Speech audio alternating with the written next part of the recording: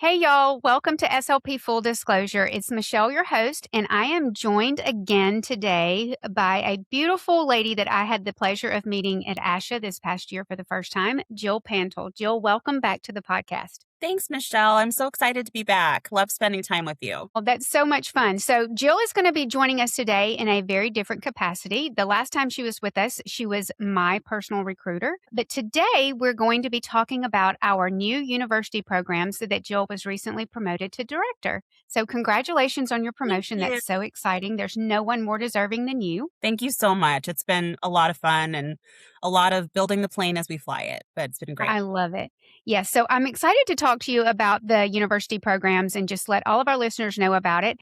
Find out what it is, who we're targeting, and what the purpose of this program is. And I've had the opportunity to work with you on a presentation, so that was super exciting. And we've got some others coming up. But before we get started, let me tell you guys a little bit about Jill. Jill is currently serving as Director of University Programs for AMN. Prior to this advancement, she served as Manager of Recruitment at AMN Healthcare and had been recruiting for nearly 7 years. She was specializing in working within school space, teletherapy, and clinical fellowship placements. So you have lots of experience working with SLPs. I do. It's Yes. always been my bread and butter. I think it might be because I have a speech kiddo at home, but yeah, Uh-huh. it's always been my favorite discipline. I love it. So you know how we are with our schedules and wanting to know when we're going to be doing things. Yeah, we're all type A, I A little think. bit type A. Yes, we are. So let's talk about the new university program with AMN. So tell us about the program. Absolutely. So it really serves to be a bridge or a liaison between educational institutions and AMN as a company and the jobs that we provide. So on my team, there are 7 university placement specialists, as well as myself, who are really kind of spinning a lot of plates. We do university virtual presentations, we attend career fairs, we attend conferences, and then they're really just very, very nuanced, new grad focused recruiters that are going to be able to give that best support to someone who's specifically coming right out of school. So the purpose of the program really is just to, connect those upcoming graduates with the support that we offer through our new grad program and the jobs that we have open, both for travel and local placements. Okay. Is the university programs more about making connections with the individual students and the SLPs or with the universities themselves, or is it kind of a combination of both? I'd say it's both, honestly, Okay. because we've really started to form some long-term, very loyal relationships with some specific universities who just really, we love working with them. They love working with us. And they're always able to give us advice about what their students are looking for, what they need, the best way to support them. But at the end of the day, the service that we're looking to provide is just to talk to students and educate them about what's out there in the job market and how we can support them. Right. Because AMN's always had a division that's focused on that partnership with the universities, correct? But this is just kind of the universities program is new and improved, right? Yeah, yeah. So I think, kind of coming out of COVID, it was obviously things had changed a lot. There was less on-site visits going on. Lots of things changed. And I think in a lot of ways, we sort of pulled back on our university presence while we sort of figured out what the next step was. So I stepped into the position kind of naturally because I've always been very new grad focused and involved with on-site events whenever possible. So it was just sort of a natural transition for, I already had a lot of ideas. I was already the squeaky wheel about it. So I just sort of stepped in and took over. And yeah, I would say, new and improved is an understatement. I think that we're really trying to grow as large as we can and improve as much as we can, and just continue to be the best. I keep saying support over and over, but the best support that we can be, because coming out of school and entering the job market is scary, and we want to help Right. make it less scary. Yeah, I mean, it's scary in so many different ways, but I know for SLPs, you've got licensure and you've got your Cs that you've got to get. You've got that clinical fellowship year. If you're moving from one state to another, making sure that supervisor is in place and making sure you're going to have that mentor there to help you through that first year. Now, this is a question that just popped into my head. You're not doing connections with universities just for SLPs, correct? No, as of right now, our program is therapy focused. So we Right. do SLP, PT, OT, school psychology, and social work as of right now. Okay, I'm glad I mentioned that. So if you've got any friends in any of those areas, make sure that they're getting connected with someone from our university's program. So, we've talked about the university program and what it is. It sounds to me like it's just bridging that gap. and helping connect AMN with these universities so that we can kind of be the university's program can kind of be that liaison between AMN and those new grads that are coming out and just providing information. Because I know for me, which I'm much older than you and much older than these new grads, but I had no idea that these agencies were out there, that companies like AMN were out there, and that travel was an option. So tell our listeners something. And this was something that Jill told me, and I'm very embarrassed to say that I was not up on this information, but tell our listeners about this. Yeah. So, part of our new grad program right now, especially for clinical fellows, is that we facilitate the connection with your CF mentor. Hmm. So there's two ladies on my team who a big part of their job is to find those mentors, vet those mentors, and then make sure that they're going to be the right person to help support you through your assignment. Really exciting change though, coming in August of 2027, mentorship is going to be allowed to be done virtually, as well as CF placements being allowed to be done virtually. So that means that, as we're searching for CF mentors, our kind of pool of mentorship candidates is much larger. So we're going to be able to really hone in on those people who really want to provide that mentorship, have the Right. time to do it, and we're not restricted to that like drivable That radius one for your folks. geographical area. Yeah, that is so exciting, and I'm glad they did that. I know COVID put that kind of brought out a lot of changes for the virtual space, and I know for a while we were able to do that mentorship virtually, but I think that was more of a COVID thing, and then that went away because I did some, mentorship for clinical fellows virtually, and I loved it. So keep me in mind. Let your people know that I would love to Of do that. course. Yeah. So let's talk about within the university program, you have something called an Alumni Ambassador program. Let's talk about that. Tell us about the Alumni Ambassador program. I think that's what I'm a part of, right? Yeah, yeah. Okay. So this is a big part of our university program that I'm super proud of. It's really only been off the ground for, gosh, maybe since beginning of February. So it's still pretty new.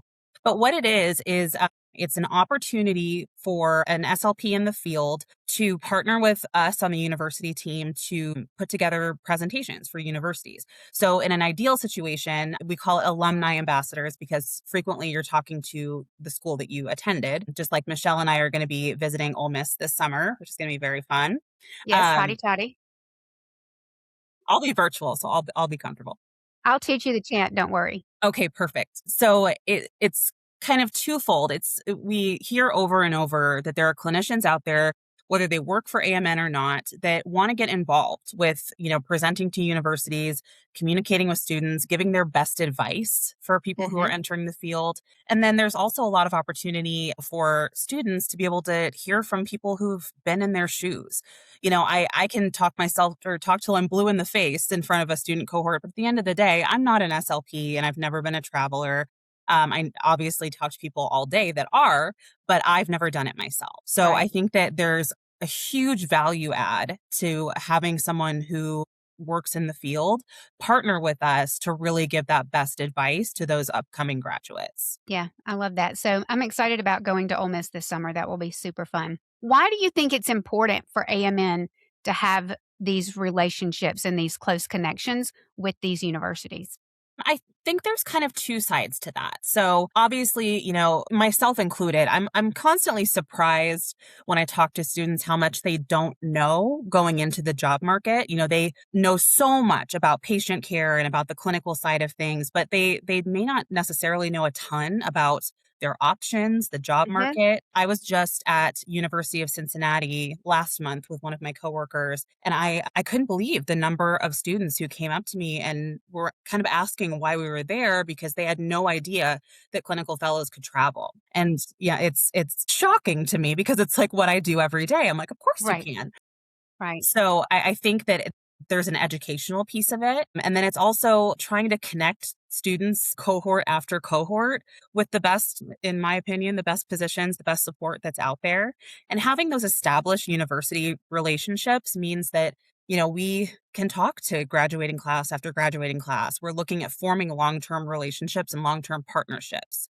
I loved being there in person in Cincinnati because it was so nice to talk to some of the faculty and ask, Mhm. what can we do? What do you need? Because, we never want to step in and make something more challenging for them or make more work Mhm. for them. But, it's nice to be able to hear kind of from the horse's mouth, how we can be supportive and how we can set their students up for success. And I'll be honest, a lot of the faculty and the staff are probably closer to my age, if maybe not even a little bit older. And so they may not be aware of all of the opportunities that are available for new grads in the field when it comes to travel, when it comes to working virtually, and all of those things. So I think it's important that we're there because then we can provide that university and that the faculty and the staff with the information because I had no idea that travel was even a thing. I had Mhm. no idea, and I had been in the field for 19 years, 18, 19 years, and had no idea. So that's why I made that jump so late in my career, and you were there to walk me along every step of the way, and I was so thankful for that. So we know what the Alumni Ambassador program is. What would an Alumni Ambassador do? What am I going to be required to do when I go to Ole Miss this summer? Yeah. So first of all, we're not going to throw you to the wolves and make you do Okay, anything by yourself unless you really good. want to. But really, the first step is going to be connecting with myself or someone on our university team, walking through what you want to do. Do you want to go on site? Do you want to do a virtual presentation? Can we be there with you to support you? Can we can provide you with our slide decks and resources for you to use. And then you're going to hopefully use an existing connection that you have with your university to reach out and connect. It's at the end of the day, they're way more likely to respond to you than they are to respond to me because they know you as an alumnus. So you would reach out and try and get something scheduled in whatever capacity you'd like to. If you just want to help set up the presentation, but you're not a big public speaker and you don't necessarily want to participate, that's totally Mhm. fine. Still, so there is payment involved for being an alumni ambassador. I guess I left that very key part out before. Yeah, So, if all you do is help us set up the presentation, get it scheduled, and then just pass it off to us, you still get $250. So, not too shabby. If right. you participate with us and kind of lend your experience, your expertise, then it gets bumped up to $500. That's paid out Okay. in the form of a gift card. Really, we have people in the program who presented for their alumni or for their alma mater and loved it so much, loved that they made some extra money. So they started almost sourcing other universities that they could do Mhm. the same thing with because they thought it was fun and rewarding. So, we have some alumni ambassadors who've done 5, 6, 7 presentations. So it's a pretty good, part-time income for them. Yeah, So that's really kind of the long and short of it. You get in touch with us, get in touch with the university, help us get it set up, and then you either participate or you don't have to. I love that. And you don't have to be a clinician with AMN to be an ambassador, correct? So You I don't. think it's really important that we talk about that if you're listening and just because you don't work with AMN doesn't mean that you cannot be a part of the ambassador program. 100%, because just because you don't work for AMN doesn't mean you don't have valuable insight because you're still a clinician working in the field and you're who these students want to hear from. Right. This is such an amazing program, and I'm so glad that we had you on today. I know it's a new program, and I know it's something that you're growing, and you're probably growing every day. And just like you said, you're spinning 50 plates in the air all at one time. But it's a great way for new graduates and new clinicians to get reconnected or to stay connected with your university. I know that when I graduated from UCF, and that's one that I'm going to be getting us connected to soon, and I have Mississippi University for Women that's really close to me here and they have a phenomenal speech and language program. And that's another one that I want to get us connected. So here I am out Right. here. I'm sourcing it too. So I'm trying to make that $500 gift card. But just staying connected with your university, I think is really important. But like you said, having someone who's had boots on the ground. Like I've been there and done that. I worked in the schools for 18 years in Alabama. I've traveled, I've worked virtually, I've worked in a different state, and it can be a lot and it can be overwhelming. And the clinicians, the new grads, the graduate students, you're right. They're coming out and they're so knowledgeable in the area of speech pathology, but when it comes to job searching, I think they can be a little bit narrow-minded and they're like, I can either be in a hospital, a nursing home, or a school. And they think those are their only options. And with a company like AMN, the opportunities are endless. I mean, you can travel all over and just really build your skill set in a lot of different settings. So Yeah. this is a great program. And that's a frequent conversation that I have with upcoming graduates. I'll ask them what their area of interest is or what population they're most interested in serving. And they tell me, I love it all. I don't know.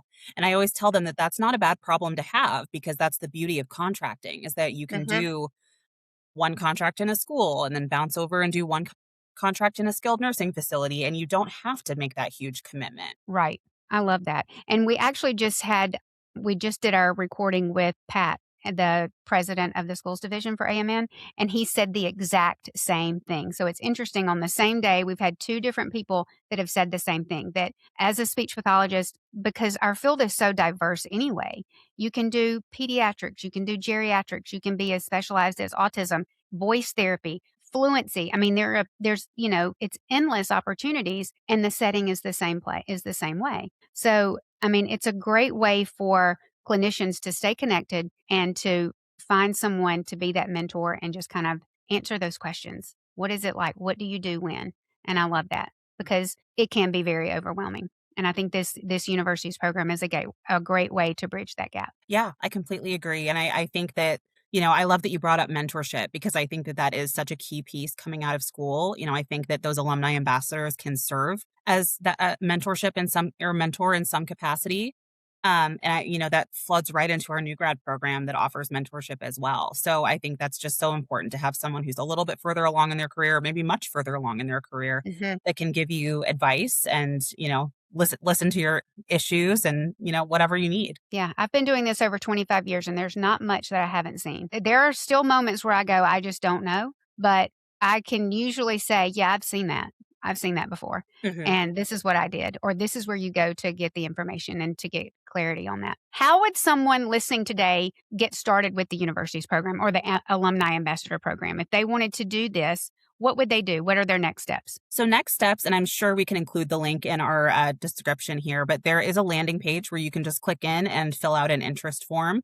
It's pretty short. I believe it's just like your contact info, the university that you're interested in speaking with, and then, virtual or on site. And then from there, someone from the university program will reach out to you. It could be me, it could be one of my team members, but we'll get in touch with you and talk to you about what you want to do. Just like I said before, do you want to, or do you live locally to the university? Do you want to go in person? Do you know someone that you can reach out to there? Kind of talk through the logistics. And then once we get it set up, we'll do our presentation and hopefully it's a long-term relationship and you continue to do presentations for us. But if you just want to try one and see how it goes, that's totally fine too. Now, you and I did one, and I will tell you, I've done one with Jill, and who else was with us? Jamie? Jamie was with us, and it was very painless. It was super fun. It was really interesting just to listen to Jill and Jamie talk about the program and talk about AMN as a company and what we offer.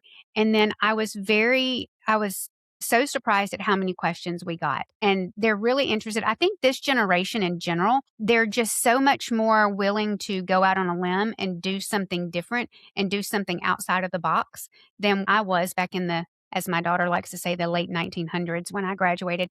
So back then, I think that these opportunities were available, but we didn't have the internet. I know people don't believe that, but the Google wasn't around back then and we couldn't just hop online and we didn't have iPhones and we didn't have an app. We didn't have AMN Passport that we could log into and look at all the jobs that were available. So there's just so much more information available at their fingertips. And I think that's a great thing. And I wish that we had had that information in the 1900s, but we did not. Yes, So, but the ambassador program is something that if you're listening and you are a seasoned, and you don't have to be seasoned, you could be a recent graduate, right? You could be a absolutely. recent Yeah. grad and just, hey, I'm in my clinical fellowship year, but I would like to be an ambassador and get AMN connected with my university and just get that relationship started, right? Absolutely. We actually did a presentation earlier this week that the university specifically requested that we have a clinical fellow talk to them because they wanted to hear from someone who is in that phase of their career. So we had one of my team members, clinical fellows on assignment, hop on and speak with them about her experience. So you don't have to there's no requirement for the amount of time you've been in the field if you'd like to participate. That's awesome. And it's just getting people involved. And it's all about making connections. And that's what I love about, it's a love hate relationship with all the social media and with all the things, but just being able to connect with you. The school that we did the presentation with was down in Florida, right? Hmm. Yep. And then you're in Denver. I'm in Mississippi. Jamie, where is Jamie? She's in Florida. She's in Florida. So we were all over the country, but we were all able to come together and do this presentation. And it was great. I love that. So I'm really excited and I'm looking forward to our presentation with Ole Miss. I will definitely get you the hotty toddy chant over so you can learn it before we go. But Jill, it's been great having you on the program today and talking about the Alumni Ambassador program, the university's program. What piece of advice do you have to someone listening today? I think it depends on where you're at. If you're a student wanting to learn more, or if you're interested in being an ambassador. But I'll just take it back to what Michelle was talking about. It's all about connection and, asking what you need from people. So if you're coming up on graduation and you have a lot of questions, we're here. You don't have to sign a contract with us. We're still here. We can always help. And if you're wanting to get back in touch or get back in touch with your alma mater, I think this is a great way to do it. So connection, that's my advice. I love it. Connection. That's what we're doing. AMN University's program, connecting clinicians with mentors and then keeping and bridging that gap between the clinicians and the universities and just letting you know what's out there. It's great. 100%. Yep. Jill, thank you so much for joining us today. It was great to have you on, and I'm sure that we will have you back on the podcast since you are the one that recommended me for this job, and I love it so much. Thank you for joining us today, and if you guys have any questions, we're going to have everything linked in the show notes, and we will talk to y'all soon. Thank you for tuning in to SLP Full Disclosure. You can learn more about this episode and our show on our website at amnhealthcare.com. If you enjoyed this episode, share it with a friend and subscribe to our show on your favorite podcast platform. You can also find show updates and SLP opportunities on our Instagram at AMN Allied. Special thanks to AMN Healthcare for making this show possible. See y'all next time.